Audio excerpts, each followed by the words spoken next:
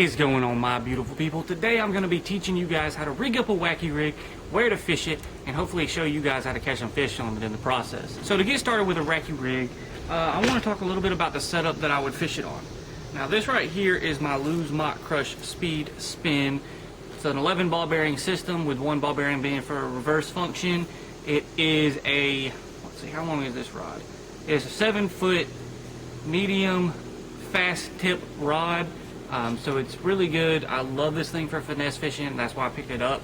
I can link it up in the card above where I did a new rod, new reel challenge where I bought this setup and went out and caught some fish on it. I also have a review of this rod up on my channel as well. I'll link that up in the cards above that way if you're interested.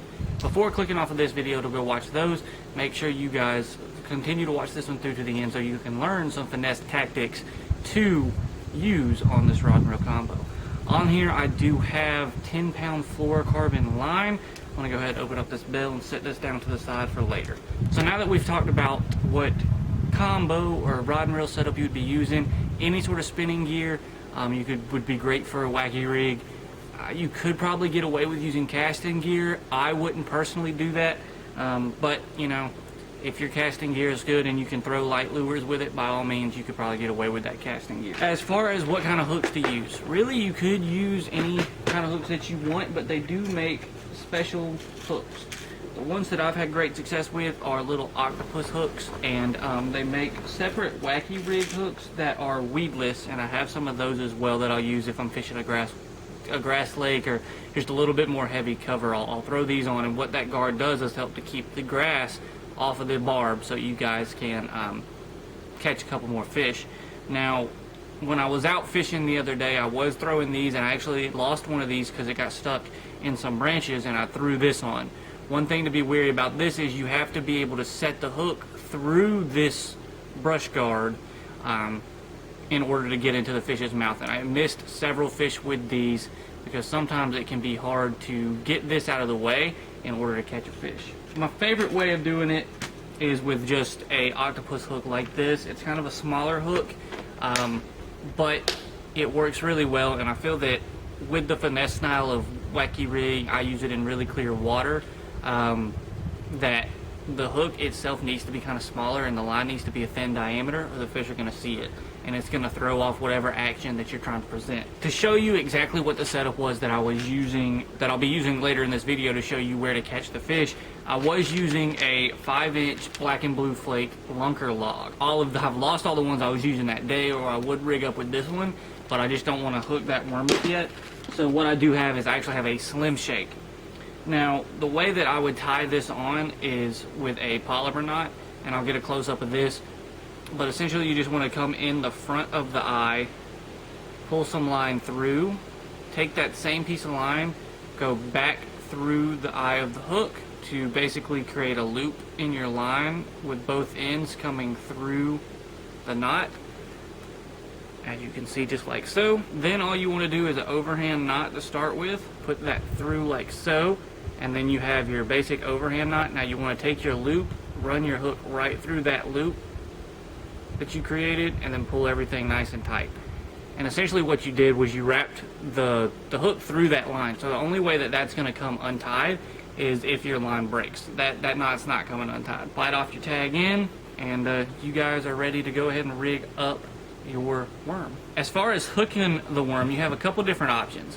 This is a slim shake, so you could hook it straight in the side, just right through the top of that worm, or you can also use an O-ring.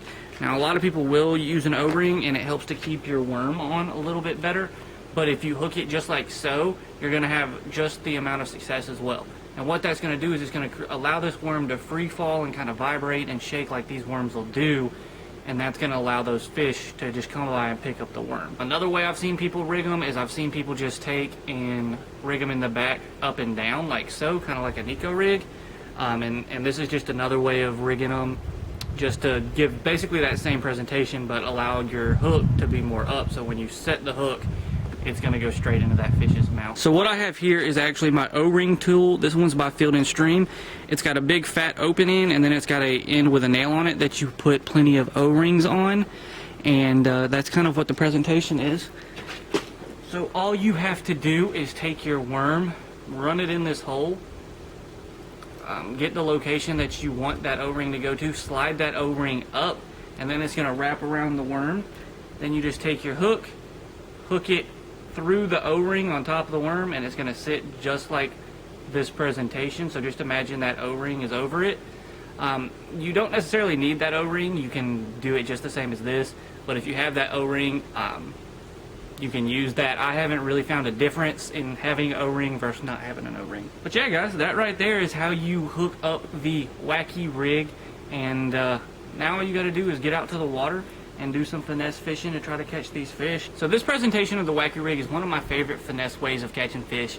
I always seem to be able to get them to bite either a lunker log, a Cinco, or some sort of finesse trick worm like that on a Wacky rig, even when the bite's really slow.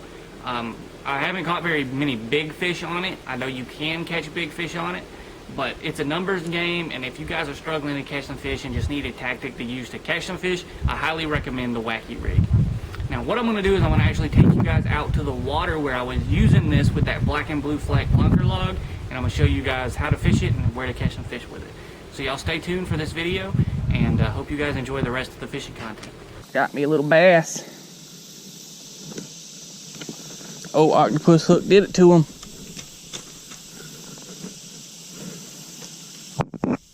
Oh, lunker log.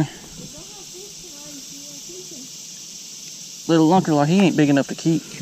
Little lunker log did it to him.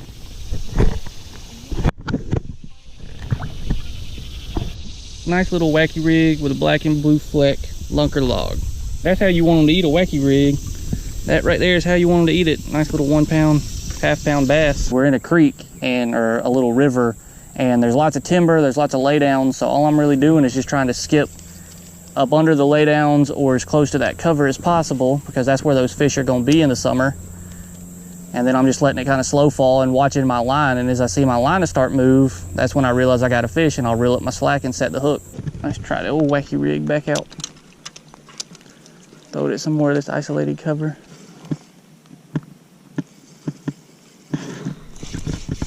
Got one. Oh yes. Oh no, my worm. Man, they shake these lunker logs like nobody else's business. They will shake them. That is certain. You were good for about 1 fish on these things. Yeah, it's raining now. It's running down my crack. Running down my crack.